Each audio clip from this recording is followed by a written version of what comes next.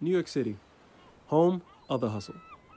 A place only reserved for those whose vision is beyond average comprehension. People come to the city to put everything on the line to see their dreams manifested. Some can win big, creating an incredible legacy behind them, while others fail, losing steam and eventually falling from grace.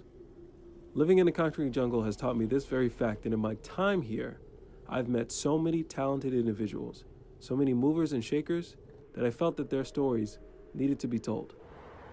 Now, this isn't some story about an overnight success. Some people have been working on their craft for 3, 5, even 10 plus years, and they still hustle as if they just started. They do it because they believe in what they have to offer the world. They're in love with the process, even if no one understands. Join me as I connect with those who embody the spirit of the Big Apple in its rawest form. We're not only going to talk about their journey and what they do, but also what it takes to perform at a very high level, mixed in with a bit of their own challenges as well. The goal here is to have you learn a little bit more about entrepreneurs, how to perform at a high level, and how to best solve problems by being resourceful. Knowledge is power, and you'll need every bit of it if you want to survive as a creative. My name is Vincent, and this is Viraltone Talk. Viraltone.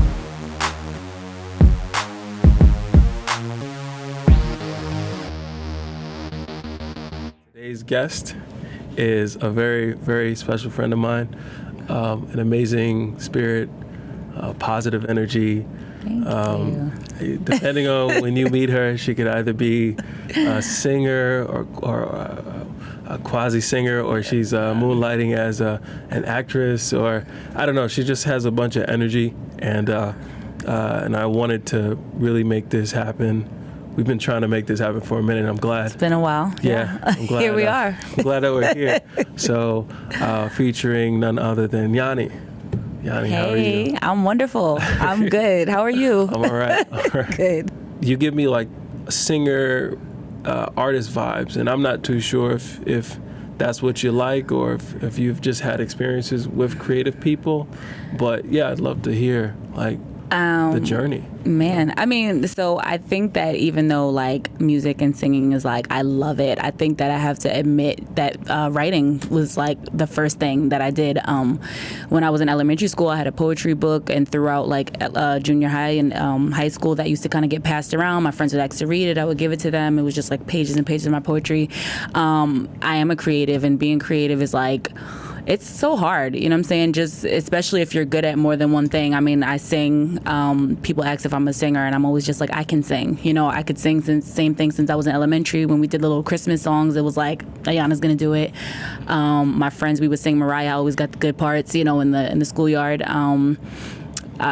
Yeah, like, I mean, I just have this really like great creative energy, but sometimes it's hard to just focus it in any one place and like get something done. I say that my vibe is palpable, which is a gift and a curse because I don't know, it can be good and bad. I'm like a drug to people, which is kind of like, you know, drugs aren't good for people, you know, but it's like they can be enjoyable. They get you high, they get you there. But yeah, that's me. I have like that, you know, this energy, and I think that it kind of is just like being comfortable being me, which a lot of people just aren't, you know what I'm saying, comfortable within themselves, and being self-aware. I think that those are like just the biggest things about me. I think I call myself the judge-free zone, so people around me can be themselves and like really feel comfortable being themselves, and even that in itself is a thing, because you know, you put on a billion faces in a day. You know, you got to go to work, you got to go there, you got your friends and your people and their things, then you have to communicate with them a certain way, and sometimes tiptoe because, you know, this one's sensitive and this is that, and you know, and when people are around me, it's like, just do you, you know, just be who you are, whatever. I'm pretty cool. I'm almost impossible to offend, you know, so it's just like, it's whatever, you know? So. Well, I mean, was there ever a time, or was there ever a moment where you said, if I follow everyone else, I'm going to get this result, but I see if I'm my own person or if I'm outspoken, I yield a different result? I think it's always been something that was in me. You know, I never really felt the need to like belong or be, you know what I'm saying? Like throughout school, I was always the girl that was cool with everybody, but not necessarily close. I didn't have a clique. I didn't have, I just came and went. I didn't have any enemies for the most part. It was just like, what's up? They knew me. Like I went to prom by myself because it was just like, I don't want to be responsible for anybody. Like I'm chilling. I had a great, I've always just kind of just been doing my thing. There, I guess, were times where it was like, you kind of want to belong, but there was never anything too pressing for me that it was like, I got to be a part of that. I got to, try to, I've just always been, rocking. Like, I think I got here like this, honestly. Like, I really do. I mean, I'm trying to think back, but it just was never like, it was never a thing for me. I just kind of did my thing. So I don't know if there was any point that it was like, oh, this is it. They're all going that way. I'm going this way. Like, it was just like, I'm going this way, and some of them want to come with me. Right. Right. It's like, that's cool too. So you were talking about that's an interesting point. You were talking about just even like you went to prom on your own. Was it on one side where you like, I'm not gonna deal with people who don't really like me for me, so I'm just gonna do me? Or was it on another side, like just say, for example, the prom, was it, I mean, let's be honest, like what also attracted me to you was the fact that you stick out. You stick out. So it's like you just accept the fact, like, if you don't mind me asking, how tall are you? 5'11". 5'11", right? And so most women, they're in that average of mid 5'6", 5'7", whatever. Was it because you couldn't find an approachable or acceptable date prom, and then you just said, you know what, I'm just going? No, so I had a boyfriend at the time, but he was not in my school, and like I said, I didn't want to bring him and feel like I had to be responsible for him and making sure he was comfortable and sticking by him because he didn't know these people, and so I was like, not into it. Gotcha. Being tall has always been one of my favorite things about myself. My mother's tall. She's my same height. She wears heels every single day. So it was never a thing. I see sometimes taller women with this posture where they feel like they want to make themselves smaller. But I'm like in 5-inch heels. I'll walk into the spot and it's like, you have no choice but to see me. I love it. Like being tall is literally my favorite thing. Yeah. So I've never felt a way about it. I was never uncomfortable about it. I got made fun of, like in like junior high for it. But it was just like, even then I had that outlook like, you doing that because you like me. You know what I'm saying? Like I was never like, it never affected me, Yeah. I remember one kid used to sing the theme song for The Wrestler, The Big Show when I came into class, and I thought it was hilarious. It never bothered me. Wow. I've always loved being tall. Like, and I went to school in Manhattan. I went to school with a lot of Hispanic people. I was taller than most of the people in my schools a lot of the time, even some of them guys. Going to prom alone, like I said, I just wanted to have a good time. I didn't want to be, like I said, responsible for him. I just wanted to party. I didn't really have, like I said, my crew. Some of the people got limos and this and that. It was just like I was cool with everyone, but like I said, not particularly close. I think my dad drove me, and a friend of mine rode with us, and we went to the after party, and that was it. Like I just had a good time. It was like that was it. I didn't want to be tied to any specific person. Gotcha. Just pretty much how my life has been since then. Right. Have you ever met people who are as tall as you, or who have had those experiences as you? Because I mean, not only are you tall, but you can, like your shoe game, your dress game is on point. Thanks, like so, you're definitely in this crazy city where everything moves a mile a minute. You figured out your own sense of style. Was there any influences that came from that style? Was there like, I'm pulling from these things? Were there like, because I know you love music. Was there any like maybe like Queen Latifah, or like just things that you saw you were like that I resonate with that sort of energy, so I'm going to pull off that energy? Or was it just smorgasbords of life happening? Yeah, probably that. I mean, I've gone through so many different like phases. I feel like at one point my mom, when I was a little girl, she used to keep me so girly. It was like little berets and skirts, and my mom doesn't own a pair of pants. My mom wears skirts every single day, so she thinks that girls should be girly, and like she has long hair, and she, like I said, it was just like the skirts and the this, and so as I got older, I kind of hated it, and I think that right now my style I can put on a dress and some 5-inch heels, but you'll mostly catch me in like sweats, sneakers. I love sneakers. I think my vibe is kind of like 90s. Like, I don't know that I have a style, but I feel like I could always like, if there's a 90s party, I could show up dressed how I am, and be like, that works, Have you done 90s? I mean, let's talk about that. My experience of being in New York, it has not felt like, I feel like everyone says that like time happens and like every sort of like era sort of comes repeats back, itself. Repeats itself. I don't really feel like New York has changed so much where the energy of the 90s, or like people trying to do the 90s, the people who were like a part of it, they're not here. Right. You know, like I feel like you see it like in New Brooklyn. There's just this New York still has that hustle energy, but it's just like y'all don't look like me, you know? Yeah. Like y'all really like if you go to a 90s party, they think Friends or something. Like, right. Oh, God. Yeah. I mean, like the 90s, I've been to some 90s parties, and the 90s is kind of like, what was the 90s for you? You know what I'm saying? Like, even sometimes when I'm like going to these events that are like themed, I'll Google it, and I'm like, this is not my 90s, you know? And I literally probably have seen a Friend's like picture, like Googling like 90s themes, you know, outfits and stuff. But, you know, Brooklyn, I was at work yesterday, and this lady was like, oh my God, you're from Brooklyn. That's so exciting. I you know, rarely meet people from New York, from Brooklyn. And I was like, huh? What? Almost everybody. Yeah, like, you know, my people, we still here. Like, you know what I'm saying? I thought that was hilarious. Yeah. I just looked like, okay, you know. Maybe but, she was being flattery. Huh? Yeah, I know. I mean, but I hear that a lot. Like, you know, I worked in Williamsburg, and obviously Williamsburg is like now baby Manhattan, and everybody's from somewhere. And like when I told people, like I was bartending, and so, you know, getting into conversations with a lot of people, and they would be like, you're from Brooklyn? Like, wow. Like, and I'm like, yeah, like born and raised. Like, and I'm like, yeah, there's a lot of us. Like, you know, but just, you know, depending on the type of people that you're, you know, getting in the mix with.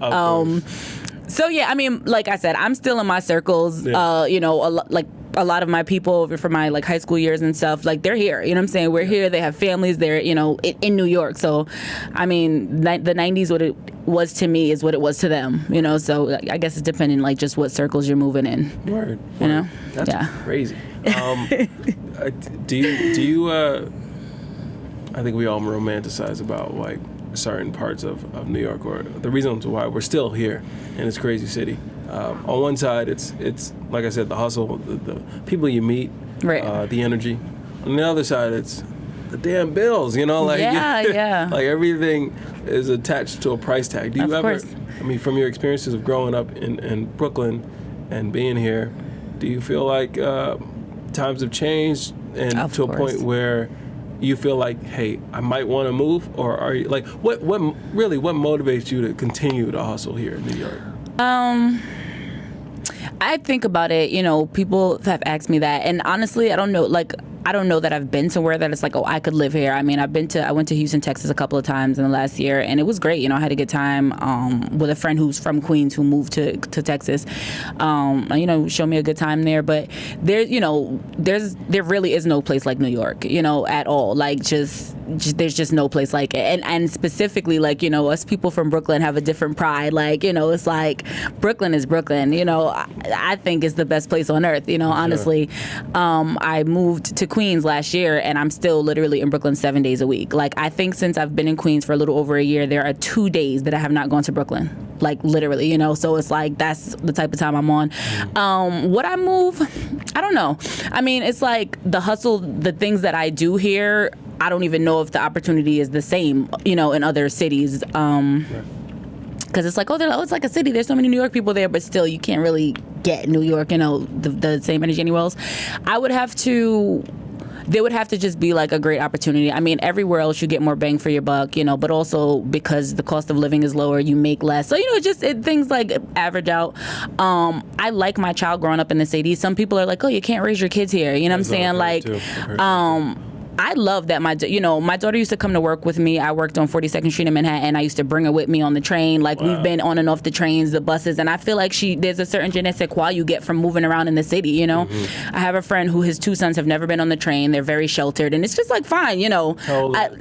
They're probably like preteens. And they still have yeah, never. Like they've been driven to and from everywhere, and like just, you know, and he's like, oh, it's dirty, it's gross, and I'm like, it is, but like this is New York, you know what I'm saying? Like, if you don't like the grit, like, you know what I'm saying? Like, to life, exactly. I mean, literally, my daughter in the morning sometimes she'll be like, that's why you don't do drugs, you know, and I'm like, that's right, you know, like I just feel like there's a certain, you know, like I said, just a certain thing that you get from just moving around New York City and knowing how to move, and I'm like, protective of her in a sense that I'm like, you'll go to school by yourself when you're in high school, but I definitely trust that she, will be good, moving around when it's her time, and like just, having experienced it and seen everything, and we talk about it, and, there's not any like, cover it, like it's like, this is what's going on, this is what's going on over there, this is why there's that, and I'm proud of that. I'm glad that I feel like she's comfortable, Right. So if I did move, it would be like I said, when I feel like she's old enough to keep New York with her, That makes but that makes sense. yeah, I mean, I'm not convinced though about moving. Right. Like, why would you be? Yeah, but were there any cities that you had in mind that you thought, I'd entertain? I mean, I know that there's like I hear about like Atlanta. I've never been to Atlanta. I've heard, I hear about Atlanta and how there's like really great affluent Black communities there. And like I said, Texas, like I've only been to Houston, but I thought it was great. It would definitely have to be somewhere where there is like city life. I'm not like the quiet town type of girl. Even in Queens, like when I first moved there, I'm like, where's everybody at? It took me months to see the people who live in the house that I live in. It was like, wow. Where are you people? Yeah. Like, I still have not seen people come and go in like most of the houses on the block. It's super quiet. Like the corner store closes like 9:30. I'm really? from Bed-Stuy, where it's like 24-hour stores. You could walk up the block and get, there's all the restaurants. Popeyes closes at 4 a.m. You know what I'm saying? Like, so it's definitely just like, and it's like quiet and you're hearing like bugs and I'm like, where are the cars? Like, that's what I'm used to. So, like I don't like it. So I would never be anywhere where it's just like super quiet and nothing much going on and everything closes early. That's not my type of time, So it would definitely have to be somewhere where there's some like city life or, And I feel like wherever we are, we kind of create our own thing. I know that there's like parking lot pimping in places in the South because it's like, all right, the club closes. Now what we gonna do? And we'll have the speakers and stuff. So, That's crazy. That's crazy when you think about it like that. So let me get this correct. Brooklyn, yeah. Bed-Stuy. Do or die. That's right. Did you grow up around the Marcy Projects, or was Jay-Z a thing? Or Jay-Z was a thing. Biggie was a thing. Okay, Biggie, yes. Yeah, Biggie was a thing. My cousin was like in his, little Camel. He was like down with that whole thing. So like my dad tells stories how like Biggie used to be on our block, stuff like that. I grew up on Gates and Nostrand, which is like dead smack in the middle of like Bed-Stuy. And then I moved, a little further down, but I've always been like right in the heart of it. So yeah, Biggie was a thing. Jay-Z was a thing. I mean, I was not super into like rap music. I've always been an R&B girl. You know what I'm saying? Really? I've always like, let me sing, but I do, I rep for Brooklyn, so everything Brooklyn, I'm like, yeah, duh, it's the best. Like, So I was actually in the Bronx the other day, and like literally an apartment full of like 6 Bronx people just going hard, like, it's Brooklyn, this is trash up here, and they're all looking like, this is crazy. But it's all Brooklyn, everything. Just growing up as being in Brooklyn, did you? When was your first inclination of your artistic ability or talents? Like when you knew how to sing, or just were you classically trained, or did you just pick it up, or what was your influences? My dad sings. He doesn't perform anymore, but he did weddings. I was in a blues band with him at one point. But like my dad sings, and I could always sing. Like I said, literally, I don't even remember not being able to sing. Like it was just like, and my mom jokes that I started talking at 6 months. She's like, you never shut up. Like you could talk from the beginning of time. Like just you came out like, yeah, mom. So what we doing? So I feel like I could sing as long as I could talk. And like I said, writing. Like I said, I don't even know when it started. I just know I had a poetry book that was like deep, pages and pages of poetry as a child, so these were just things that like I always did. When did you start like writing, and what was your first poetic poem? I don't know, like I feel like I've always written about like love, and I feel like I still write a lot about love, but I feel like my stance has changed. But even music, like I've always been obsessed with like love, like I always call myself in the closet hopeless romantic, because people think of me like I'm thugging it out, you know what I'm saying? I'm not really like a sentimental type of chick, and that's not what people get from me, and I know not what my energy gets off, like a mix of being, the way that I grew up, and like I'm a Capricorn, which is a masculine sign, if you believe in that type of thing, and just a lot of different things, but I always wrote about love. a lot of it. And then once I started coming into myself and just being aware of like my blackness in the community and growing up in the hood, a lot of that was, heartbreak, even though my heart's never been broken. Oh, so that's word on the street. I mean, I don't know. You know what I'm saying? I guess it depends who you're asking. But there's a rumor. There's a rumor going around. That you don't get your heart broken. That's what's known. That is what's known. That is what's known. Okay, all right. Yeah. I mean, maybe one day. I joke with my sister. I'm like, well, I want to get my heart broken. She's like, no, you don't. Like, and I'm like, well, I want to know what this is like. Like, all these songs gotta mean something, you know? Right. I'm trying to write poetry, and I think that's such a talent in itself. Is like songwriting. Being able to talk about something outside of yourself or an experience that you haven't experienced is something. And different people experience different things, but poetry is so different than the songwriting aspect in the sense that I always feel like if you're writing poetry, it needs to rhyme. That's what I think. Someone told me. I thought that. I mean, of course, there's a gazillion different types of poetry. There's poetry that's, 6 lines, when you learn about it in school and stuff. But I used to be that girl that all my poems had to rhyme. When I was younger, and now I've gotten into a space where I free write a lot, but it's definitely still poetry, and like I feel like when you read it, it still has a kind of like a melody, but it's not rhymey all the time. And I feel like I've been doing a lot more of that as I've gotten older, where like it doesn't have to rhyme, but like you get it, Right. Sometimes I feel like I need to read it to people so that it's delivered the way I intend it. You know what I'm saying? Like so it it flows the way that it does to me when I'm like writing it. Right. But yeah, no, I don't think it needs to rhyme. Gotcha. Yeah, just going out. Just yeah. Okay. What are some of the rhymes, if you don't mind me asking? Like you said in the beginning, there were more. Elementary or more like simplistic in definitely rhyme? I mean, like what are the topics in the past and then what are the topics currently now that you're that writing? I'm writing? Oh man, I mean, like I'm sure when I was younger, like I probably have that book somewhere because I'm a pack rat, but it was just like was it about like Usher? No. No. What? Listen, I'm not a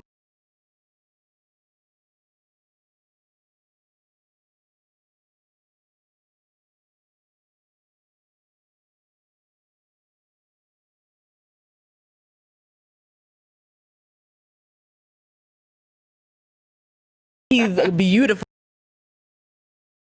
Real husbands of Hollywood. I've seen.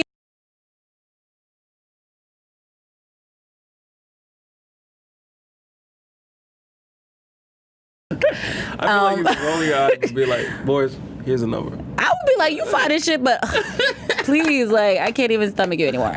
But he's married, so, we don't be stealing people's husbands. Anyway, I was upset about that, too. Because... Good man. Yeah. I know. Like, why would you marry her instead of me? So crazy. There's another boy. Like, especially with New York, like, there's so many different people here.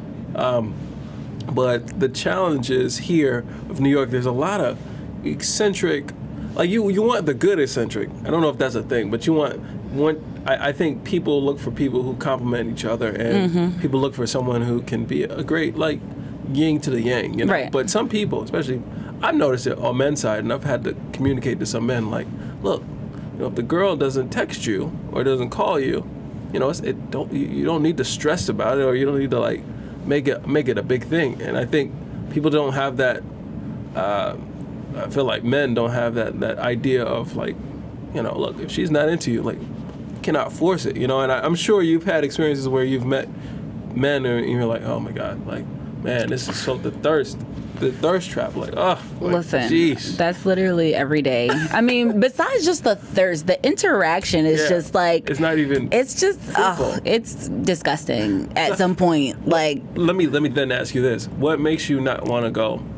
Forget the opposite sex, or just forget sex in general. Like, I'm just going to be asexual in a way. Yeah. I'm just going to just be me. What makes you even entertain it? Like, is it just like, is it the good and bad of New York, or? I mean, it's definitely the good and bad of New York. I mean, because because of the volume, there's definitely the, like, I have block parties in this phone all day, like blocked, you know, and, you know, but then there's, you know, people who have made it through for whatever reason. I mean, like I said, there's such volume that every situation exists. You know what I'm saying? You could walk down the street and get hollered at 50 times and roll your eyes 50 times, but one dude might be like, let me see what this is about, you know? So yeah, like I said, it's just so many. I've had every response, you know what I'm saying? Like, depending on the day, you know, depending on a billion different things. New York is great because there's so many people, but New York is terrible because there's so many people, you know what I'm saying? And like, even just the state of like people and dating and everything, because of all the outside factors, social media and everything, I just feel like it's all bananas, you know? Do you feel like nowadays people don't even attempt to value communication anymore? Oh, I mean, first of all, I think that, you know, everyone says like, oh, communication is key. And like, while that is true, I feel like it's just become a thing that people just say because people, yeah, like,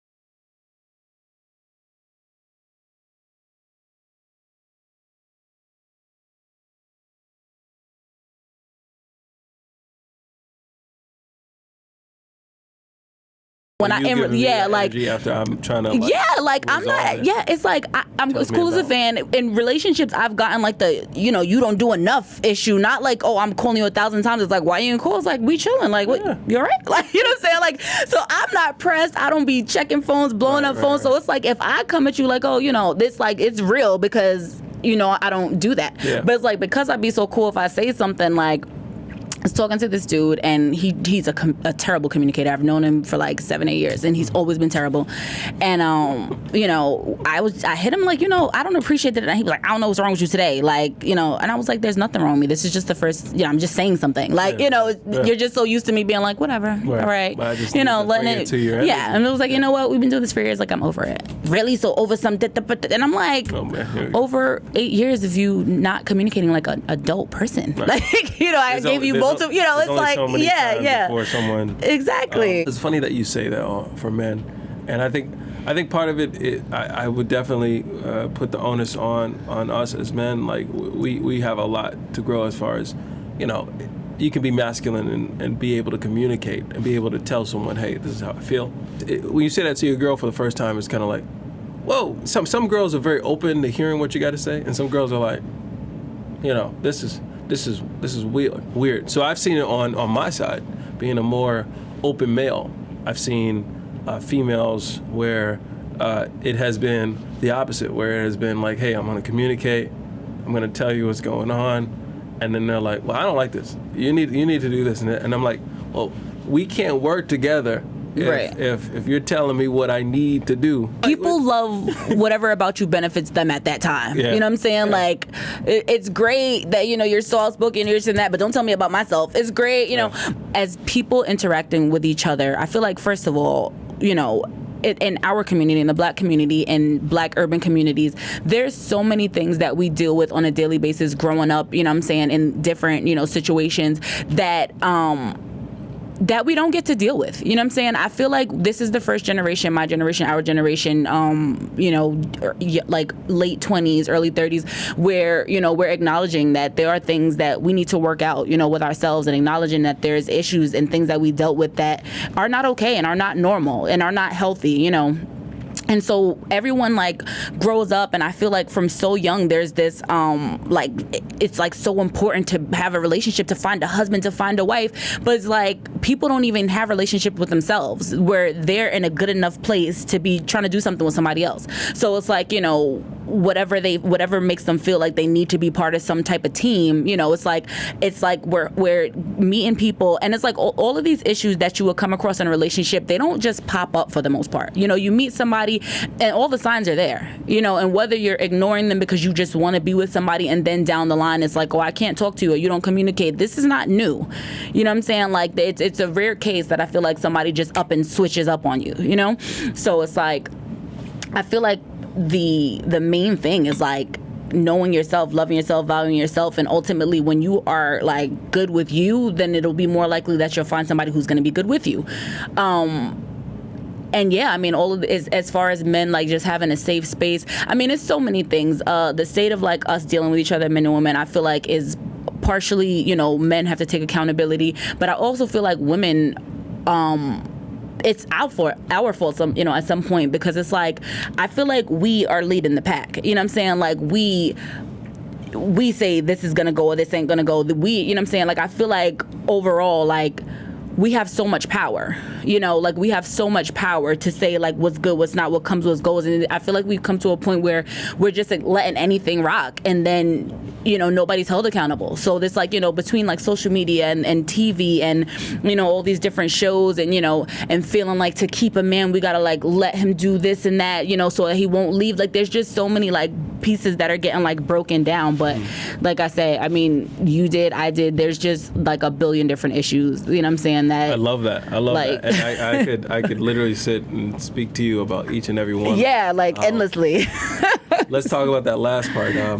Do you feel like conventional media, or I guess what they call contemporary media, whether it's music or shows, reality shows, do they represent the entire range of a black woman's entertainment, in the sense that, I mean, we all love a little drama in our lives, but it just seems as though, I don't want to taint it, but I just want to get your opinion about these reality shows, if there's any value to us as people watching them, or I mean, because it shows us in some light and it gives us a platform, but then at the same time, the relationships of a black woman or a black person can be much more than just that. Like, I love what Jordan Peele is doing, and he's making horror films that represent us. It's not our not historically our genre per se, but he's making it, and he's and a lot of people are giving him flack because he's married to a white woman, but it's like he seems unapologetic about his intent, and same thing with Childish. It's like, well, he's dating a white woman. It's like, but his mission is to waken us up. So I don't know if you think about those things, or if you go, you know what, life is so short that I don't even pay attention to those. My ex used to watch Love and Hip Hop, and he used to actually do security for the show, so I got a little bit into it. But I don't watch TV at all. But when I stayed at his house, I used to watch that. And I would get caught up, a little bit. Like, he would be like, go to sleep, and I'm like, wait, I gotta see what's happening. But I'm not a fan, just because, I mean, those shows are about ratings. Those shows are about, highlighting the good, the bad, and the ugly, and highlighting the worst parts and the fights and the drama, you know what I'm saying? And it just, and this one got multiple, like, I don't know if you could tell me, maybe, but if you keep up, but one like healthy, normal relationship that's been maintained on those shows. You know what I'm saying? Like, it's just drama, cheating, babies outside of this one, fights, multiple girlfriends. It's just like, goddamn, and that's the point of the show, Yeah, of course. But, I'm seeing posts, where, there used to be like wholesome black TV, where there were families, like Family Matters and stuff like that. And it's like, you don't really see that anymore. Everything is kind of about chucking and jiving and, like foolishness. And so, yeah, like, I'm not a fan of them. Like I said, I get how they could be entertaining. I get how, you want to keep up. I wasn't entertained enough to keep up. It was just like, if I was there and it was on, I would watch it. Right. As far as like, So where are you on the Cardi B stance? I got to give you that. I got to give you that. Oh, Cardi. On one side, and I'll save you here. On one side, we're happy that someone from New York came from the bottom. Oh, the very bottom. The bottom, which is the Bronx. Sorry. Right. I had to throw it in there. Oh, man. I'm sorry, guys. Anybody who's listening from the Bronx, we're editing that one. But, she's right from the bottom, and then has made a name for herself, and has leveraged her influence to get to where arguably people say, you know, whether you like it or not, it's like she is the new sound. Someone feels represented in that, you know, and people like to say, oh, well, she's not, you know, wholesome or yada yada. Like, but everybody isn't a wholesome person. Like, we are all human, and we go through ebbs and flows, and we're allowed to have those moments, and we're just seeing it in front of a screen, you know. Right. Cardi. So I'm happy for her. You know, I mean, in the sense that, like, I remember, you know, I worked in a lot of strip clubs in the Bronx, and, you know, I remember, like, when she would be, you know, in the locker room and posting, and she, you know, that's, like, she had a whole bunch of followers from then, like, just being herself on Instagram, like, you know, this is what my night was like, whatever, you know, talking her shit, and I remember that, and, you know, I'm so torn about it, because I feel like Cardi is everything that people assume we all are. You know, the school system failed her. She speaks and writes terribly. She doesn't communicate well at all. You know what I'm saying? She, you know, like, she's from the hood, like, you know, whatever. And it's like, but what is the hood? You know what I'm saying? Like, why are they what they are? It's very intentional. You know what I'm saying? So, like, to be like, this is it, she's authentic, she's herself, it's like, but is that what we want to be? Right. You know what I'm saying? Like, I'm from Brooklyn, I'm from Bed-Stuy. You know, I'm from the hood, and Bed-Stuy was the most dangerous place in New York City when I was growing up there.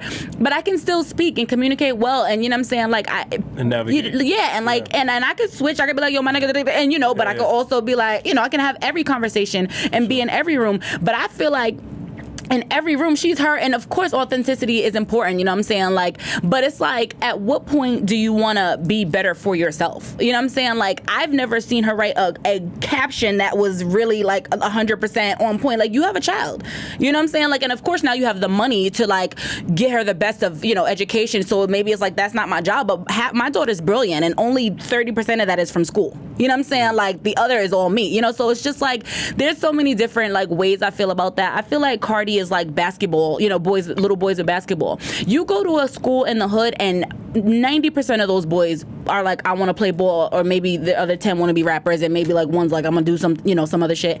And 1% of boys who try that are gonna make it. So it's like, now what? You know what I'm saying? And for me, like, play ball, get a scholarship, go, you know, have a degree, something, fall back on, that's all great. But it's just like, what about something else? You know what I'm saying? Like, so it's like, I'm glad for her. I'm glad she made it. You know what I'm saying? Like, it's showing people, you know, like, no matter what, you could be here, you could do this. But I just feel like, and then people are like, oh, kids look up to you. No, how about you shouldn't have your 8-year-old looking up to Cardi B. Your kids should look up to you, you know what I'm saying? Or you put some positive influences in front of their face. You know what I'm saying, ultimately control what your kids see and hear and know and do. My daughter knows a couple Cardi songs, you know what I'm saying? Like, whatever. I have her album, and I think her album's bomb. I listen to Cardi's album straight through, which is like not a thing for me. You know what I'm saying? Like, even my artists that I like am a fan of, I'm like, skip, you know. But I could straight through. I mean, it's ratchet as shit, but I think it's really like, it's, you know, it's good beats, it's, you know, it's a good album. I actually enjoy it. But like, I'm just torn about it. I mean, my thing is just like, you didn't have everything that you needed growing up, you know what I'm saying? Somebody fell short. The New York City school system, the hood, you know what I'm saying? Like I said, these intentional ghettos, you know what I'm saying? Like, and even that, like I said, gets into such a deeper issue, because like I said, so it's like, this is a girl who's authentically herself, growing up in the hood in the Bronx. But this is what y'all doing up there. This is what we doing in Brooklyn. This is what, you know what I'm saying? Like, be better. You know what I'm saying? So it's like, it's cool that she made it out, but there's a gazillion other people like her who aren't going to be rappers. So then what? You know what I'm saying? You don't have the, you know, you're not lucky enough to be a rapper and make $1 million. So now you can't speak, you can't write, you go to a job interview like that, and then what? You know what I'm saying? Like, it's it just for me is like way bigger than Cardi, the stripper, making it, you know, and winning a Grammy or whatever, you know? So, like, it's cool for her, but... You know what's so interesting? And you know, I can go either way on these things, but, you know, the thing I do appreciate about Cardi is the fact that she, her energy is, even though, like you said, you spoke to the fact that she does not really represent the Bronx, but not all of the Bronx. No, of course not. But, you know, to a lot of people, that's authentic. And whatever that means. And so she'll take that, and she'll take that move. But the thing with Cardi is, I really honestly see her, even though she has her chances of not being able to write or she'll speak in a certain way, she knows she really is in tune with what people want, and to maybe a fault. And she's also a really smart person at being aware of the political spectrum, and you know, politics is another thing, but there was a time where she was talking about Trump shutting down Obamacare and really just going in, and you know, she conflated it with like, you can get your vagina checked and your grandma can check for high blood pressure, but it was just a simplistic way to say to other girls like, yo, this is important, no one's talking about this, let's have a conversation, let's get in front of it. She did the same thing with her Nicki Minaj situation. She said, yo, this is how I feel, I'm gonna get in front of it, whatever happens. And for her, or even her, she has a show on Netflix, it's coming on Netflix, I don't know if it's filmed or it's going to be filmed. Her, T.I., Chance the Rapper, they're looking for the next rapper. And so they're touring, or they're going around different cities and people to do auditions. Like, that shows me, and she's gone back to her hood and given back, you know. That has shown me that that's somebody who, also, she's even the Okur. Yeah, there you go. That she has made that a trademark. Like, she's really, in her young age, been able to, like, maneuver. She's hungry. Yeah. You know what I'm saying? Like, when you come from nothing, you know what I'm saying? Listen, I'm not I don't, like I said, when I said I'm not a fan, I don't follow artists as outside of like their music. You know what I'm saying? I don't generally care who they are as people. You know what I'm saying? Like, does your music sound good? Because that's what I'm here for. You know what I'm saying? And it's I don't, you know what I'm saying? That's why it's like. So essentially you like, and I don't want to cut you off, I'm sorry, but essentially you are okay with separating the art. Absolutely. I mean, not like on an R. Kelly level. Like, you know what I'm saying? Like, not on that level. Like, first of all, my thing is, whatever you doing, don't hurt animals or children. Well, you know, adults, whatever you want to do it. But they're making Space Jam 2. Do you think that they can just bring him back one more time? I don't. Space Jam 2. I didn't mute him because I never listened to him. I was not R. Kelly. I might have one R. Kelly song in my songwriting ability. When a woman's fed up, I literally was not ever pressed about R. Kelly. I was not pressed about him. I think I have one R. Kelly song in my phone. Honestly, when a woman's fed up. Right? No, it's not. I think because I feel like the other day I was like, is this R. Kelly? Like, it might be him with someone else. Like, you know what I'm saying? I don't really. Like, when his songs come on, I was singing to him, but I don't really care about him that much. But yeah, like, I'm very much into, safe spaces for women and girls, you know what I'm saying, specifically. So that's a no-no for me. That's like my, even like Chris Brown and Rihanna fight, y'all are two adults. We weren't there. We don't know what happened, you know what I'm saying? But children is like my no, like absolutely not. So, but as far as Cardi being hood as shit, like, I don't care, do your thing, you know what I'm saying? So I'm not into her enough to be like, oh, I don't assume she's a good person, a bad person, like, you know what I'm saying? It's cool. And I'm not saying that, and I'm not saying that because she doesn't communicate well and she always, like, I can't take her seriously. I don't even follow her on Instagram. I can't even stomach hearing her speak. You know what I'm saying?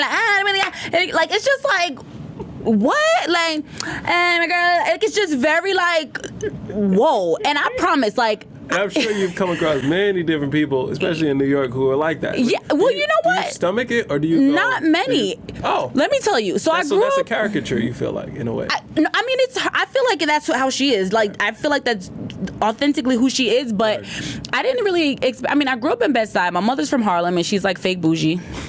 And and like my dad's from from Brownsville, from Brooklyn, and I don't know. Like, I didn't really know. Like, I went to school in Manhattan my whole life, which was like Lower East Side, so Hispanic people. But their hood is a little different than like Cardi. I don't know. Like, she's over the top for me. You know what I'm saying? And I had a friend of mine who had a friend like that, and I used to be amazed by this girl because she used to be like, and just so like ghetto, and I was like, whoa.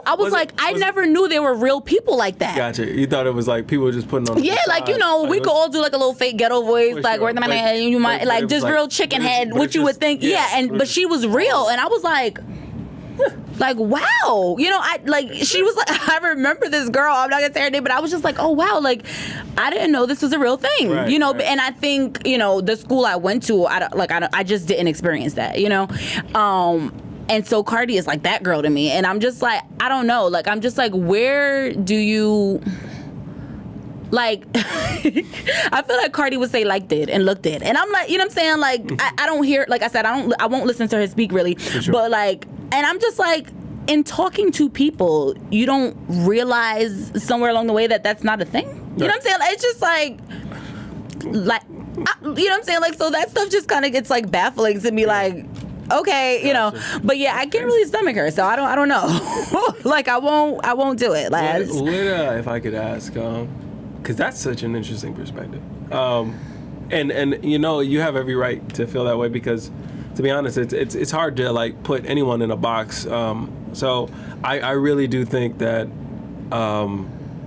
you know, there's certain, even separate to Cardi, I used her as an example, but there are certain people in this industry, or when they want to make it, they don't necessarily understand, you know, that, you know, what you do in the micro can affect you in the macro. Like, what you do short term can affect you in long term. And everyone always says, you know, time is the great equalizer. You know, all you need is a little bit of time.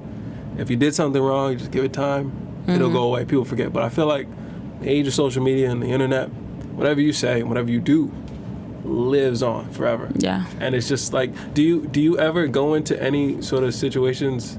This is moving on from music, but it's sort of on a creative sense. Do you feel like, do you ever go into situations or maybe creative things with people and you're like, if I say this online, I'm going to have to stick to it, like an accountability thing?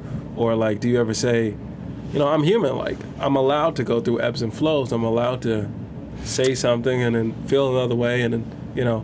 I don't know if that makes sense. Of course. I mean, first of all, being human should be about constant growth. You know what I'm saying? It should be, like, we're all super ignorant. You know what I'm saying? Ignorance is literally to not have knowledge of. So it's like, if I don't know, I don't know. You know what I'm saying? If I misspeak, you know what I'm saying? I used to say I'm always right because I only speak on things I know. You know what I'm saying? Which is kind of like, if I don't know, I'll be quiet. A lot of the times, like, things come up, like, you know, just the things that are going on in the world, and on my social media, I don't talk about it because it's like, I don't feel like I have enough information to really, like, you know, I can feel how I feel, but it's like, ultimately, I don't really know the details. I don't really know, you know what I'm saying? Like, so exactly.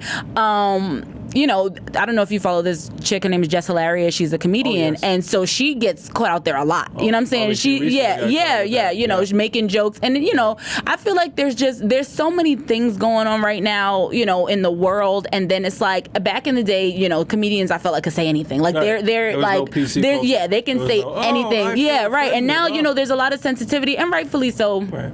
Because there's just so much going on. But, you know, I feel like sometimes people are overly sensitive. But ultimately, like I said, the thing about feelings is you can't tell somebody how to feel. You know what I'm saying? I feel like ultimately when it happens is, you know, she'll apologize and people are like, oh, you know, you can't, that's fake. And it's like, but what else can she do? You know what I'm saying? Like, you're right. If she didn't say anything, then it'll be like, oh, you're ignoring it. She apologized. Oh, that's fake. It's like, all right, you know, she still got 4.4 million followers. So, you know, whatever. Like you came here to say she fake, you still here. You know, so it's like, for myself, like I said, I try not to get, like, I have very strong feelings about a lot of things, you know what I'm saying, about being black, about being from Brooklyn, and if you listen, and I'm telling you, you know what I'm saying, like, this is it, like, take it or leave it, but certain things I'll, you know, tiptoe around just if I don't feel like I have enough information to speak on them, to speak on it. And I mean, ultimately, if, you know, this podcast blew up and it was like, oh, she said, or she talked about the bro, she said, I'm not listening because I'm from, you know, whatever, like, you know what I'm saying? Like, there's 7 billion people here. You know, it's like, so many other things that we you know, like, you know what I'm saying? Whatever. Of course, everything, you know, if it's on record, like now, like, and I feel like that's actually like one of the things just about the time that we're living in that's so different. You know what I'm saying? Like, if it's on record, like, you know, back in the days, like, you used to have a fight and you had a fight. Now, like, every fight it's recorded. You know what I'm saying? So at any point, somebody could see you on World Star. You know, it's just like, damn, I can't even get my ass beat in peace. Like, you know, like everything. You know, the cameras, you know, are a gift and a curse. Like, you know, just having record of things and then having record of things, you know. So it, you know, but for myself, it's like, I know me. I talk my shit to whoever's around. You know what I'm saying? Like, people know, like, oh, you don't like this, you don't like that. People, you don't like. And I'm like, so. Well, I take everyone as an individual, but you know what I'm saying? Like, I'll let you know. You know, so.